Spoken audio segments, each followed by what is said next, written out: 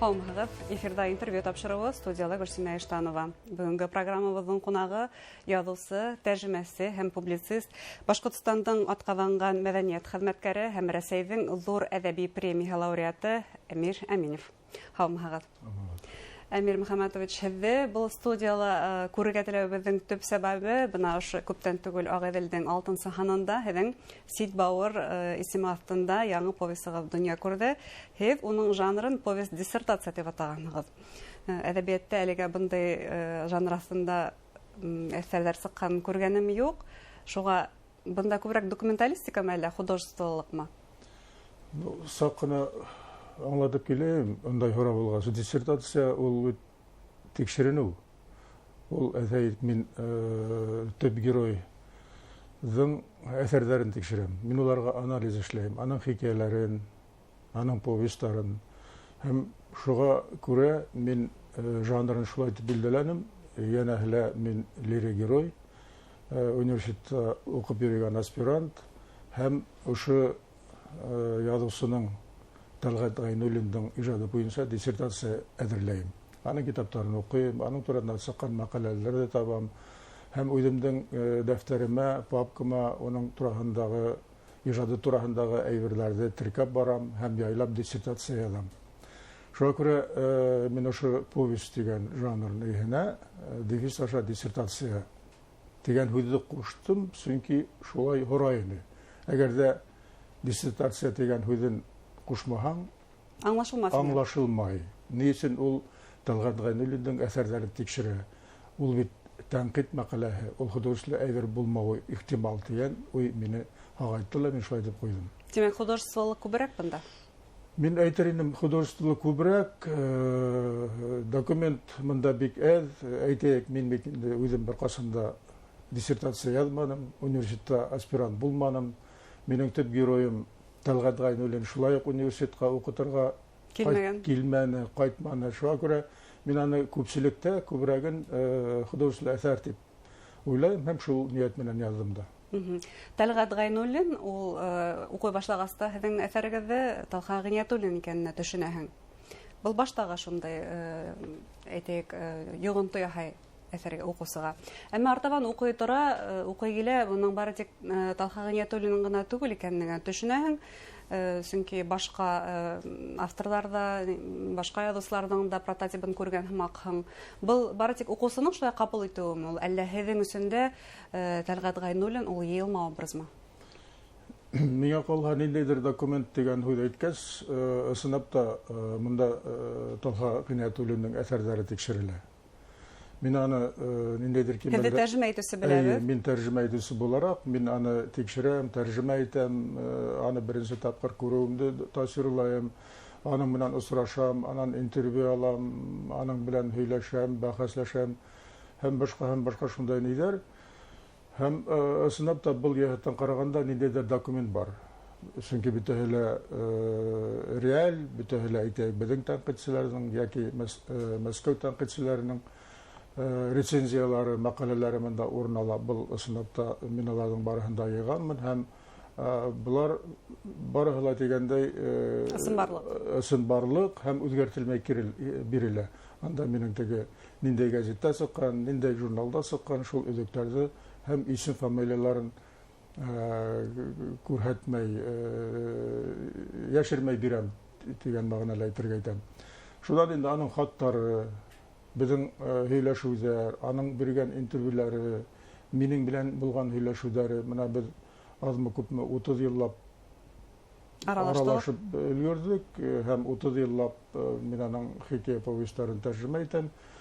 Хәтерем яңылышмаһа, 1994 йыл тәүге китабын сығарыуға иреште мин һәм шунан бирле беҙ аралашып йәшәнек. Мин уның тураһында беләм. Минең тураһында бөтә әйберҙәрен дә уҡыған, ул миңә яҡын, ул миңә атай рәүешендә булған кеше булды һәм менә аның үлеме минең өсөн бик ауыр кисерештәргә килтерҙе. Яғни был уның яҡты иҫтәлегенә арналған әҫәр дип әйтергә мөмкин? Мин ниндәйҙер кимәлдә шулай итеп әйтәм, менә тағы ла шуны өҫтәйем, һуңғы осрашыуҙарҙың береһендә Мин һеҙҙең турала яҙырға теләйем дә, ағай, рөхсәтме тинем, рөхсәт яҙ тине. Димәк, Талха Гыниятуллин шулай да был әсәрдең төп герое. Улай дип әйтеп булмай, бұл ниндәйдер кимәлдә менә алдагы билдәләгәнсә теге дөйемләштерелгән, типиклаштырылган образ. Ул үзенең республикаһында, хатта үзенең илендә кабул ителмәгән язучылар бар бит. Әйтәйек, шул ук балет артисты безнең данлыклы Рудольф Нуриев. Ул әйтәйек Петербургка укырга киттеләр, һуңнан инде шунда театрда эшләгән усырында Францияга гастрольгә сыгып шунда торып калды. Был мәгълүматы битәбез дә беләбез. Ләкин безнең ил уны кабул итмәде. Һуңнан ул әсәһенең үлгән вакытында гына кайтып киттеләр. Һәм һаман да без аны үзебезгә дөресен әйткәндә кире кайтара алмыйбыз. Ягъни сәнгатьтә лә, әдәбиятта лә ундай мисалдар бар. Әйтергә кирәк, башкорт әдәбиятының эске тормышын һез асыктан-асык күрһәтәһегез.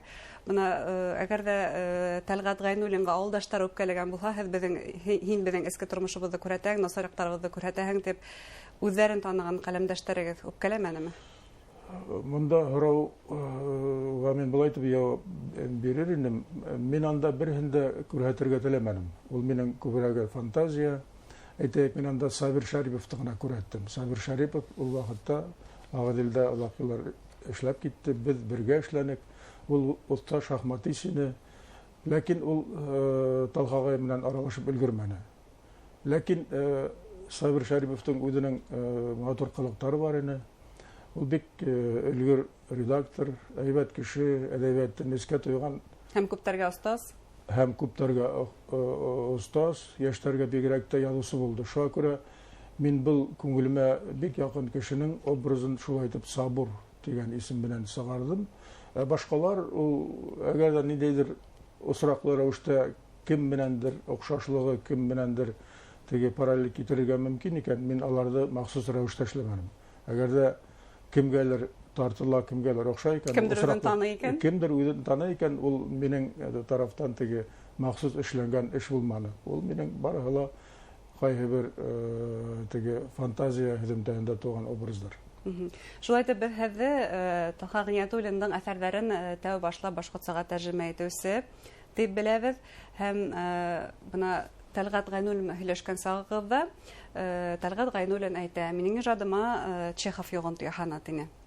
Һәм аңлауыбыҙса, Талха Гыниятуллиндың әҫәрҙәренә ижадына тимәк Чехов йоғонто яһаған. Ә бына һеҙ ижадсы булараҡ, һеҙҙең ижадығыҙға кем йоғонто яһана? Талхагай турында тағы бір-ике һүҙ әйткем килә. Ул ысынлап та Чеховты гына түгел, Чеховты һәм Толстойҙы теге Алла урынына күрҙе. Бына аның квартирында, әйтәйек, Урал ауылында ла Чеховтың һәм Толстойҙың портреттары торғайны. Бына был ике кеше үҙләрен языусы дип иҫәпләй. Мин алар алдында сүп, мин үҙемде бер ҡасанда ошоға тиклем дә языусы дип иҫәпләмәнем һәм бынан һуң да языусы дип иҫәпләмәйәсәкмен дип әйткәне булды беренсе тапҡыр. Шуға күрә ул ысынлап та мына үҙенең интервьюларында, миңә һөйләгән ваҡытларында, депрессияға бирелгән ваҡытларда, сирләгән ваҡытларда мин Чеховты уҡыным ти. Һәр ваҡыт Чеховты уҡыным, аның хаттарын уҡыным ҡат-ҡат. Ул мине тормошҡа ҡайтарҙы, ул мине әҙәбиәткә китерҙе, мине яҙыусы итте тип һөйләй торғайны. Һорауҙың икенселешенә килгәндә, һеҙҙең ижадҡа кем йоғонто яһана? Минең ижадҡа килгәндә мин күпмелер дәрәжәлә өлкәнәйеп өлгөрҙөм. Йәшерәк саҡ булһа, бәлки теге тәьҫире нығыраҡ булыр ине. Ә Талха Гыниятуллиндың һеҙҙең әҫәрегеҙҙә ижадығыҙға йоғонтоһо булдымы? Ул бер нисә әйберҙе уҡыны, әйбәт хикәйә, әйбәт повесть яҙғаным. Ләкин мин икенсе төрлөрәк яҙыр инем был әйберҙе. Был материал минеке түгел, ул материал һинеке. Ләкин ошо материал нигеҙендә һин уҡымлы әйберҙәр яҙғаның, әйбер яҙғаның дип әйткәне булды. Тағы ла бер һорауға мына минең яуап биргегә килә. Ысынлап та ауыл кешеләре менән, хатта күршеләре менән мөнәсәбәттәре еңел булманы. Талхагай беренсенән ул тура һүҙле кеше ине. Кешенең күҙенә бәреп әйтә лә ҡуя нәмә уйлағанын. Шуға күрә күп кеше яратмай. Әйтәйек, шул уҡ мин повестта яҙғанса, һуғышта ҡатнашҡанмы, юҡмы икәнен дә шиккә алыусылар булды.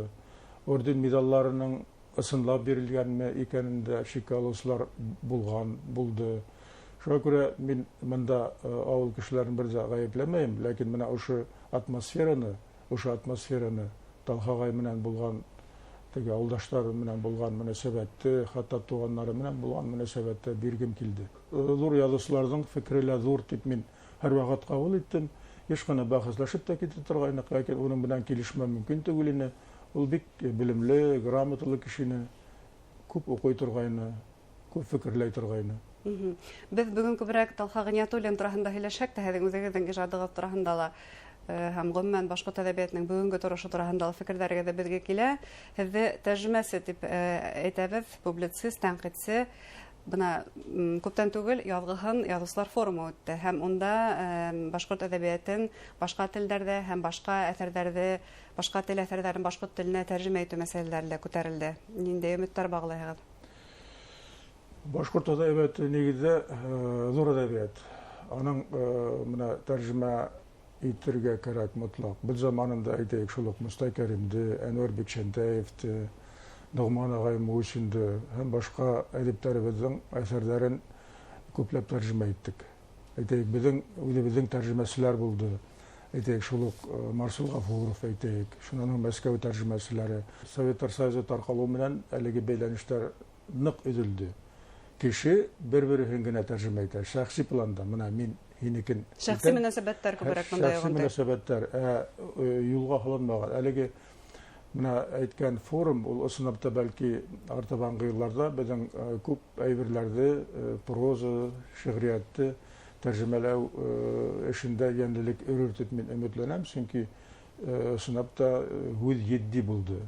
Беҙҙең тәржемәләргә, русса, башҡа телдәргә тәржемәләргә беҙҙең ысын мәғәнәһендә ҙур әҫәрҙәребеҙ бар. Тәнҡитҡә килгәндә? Тәнҡиткә килгәндә, менә беҙ зарланабыҙ һуңғы бер нисә йыл ысынлап та тәнҡит һүлпәнәй итеп. Был ысынлап та шулай, тәнҡит юҡ кимәлендә. Тәнҡит бик йомшаҡ, тәнҡит хәҙер маҡтауға, ниндәйҙер информация биреүгә, шул теге был әйберҙе күрһәтеүгә күсте. Менә ул ниндәйҙер анализ, ниндәйҙер менә бөгөнгө әҙәбиәт офоғында, бөгөнгө әҙәбиәт кимәлендә фекерләү, шул уҡ Рәсәй кимәлендә, башҡа милли әҙәбиәттәр кимәлендә фекерләү, шул фонда теге был әҫәрҙе тәнҡитләү, обзор эшләү кимәлендә эшләү юҡ. Менә шул форумда мин шундай тәҡдим әйттем, әйтәйек, беҙҙең университетта яки университетта тәнҡитселәр әҙерләү буйынса бүлек асырға кәрәк. Ул бөгөндән әҙерләнә икән, 5-нче курсҡа сыҡҡансы, ул ысын мәғәнәһендә һәр хәлдә төплө тәнҡитсе булырына өмөт бар. Ҡәләмен ослаған белгес булып сыға, шулай бит. Һеҙгә ҙур рәхмәт әңгәмәгеҙ өсөн. Артабанда һеҙгә ижади уңыштар теләйбеҙ, яңынан яңы әҫәрҙәр көтөп ҡалабыҙ. Рәхмәт. Хөрмәтле тамашасылар, беҙҙең студияла яҙыусы һәм тәржемәсе, публицист, ҙур әҙәби премия лауреаты Әмир Әминев булды. Иғтибарығыҙ өсөн ҙур рәхмәт.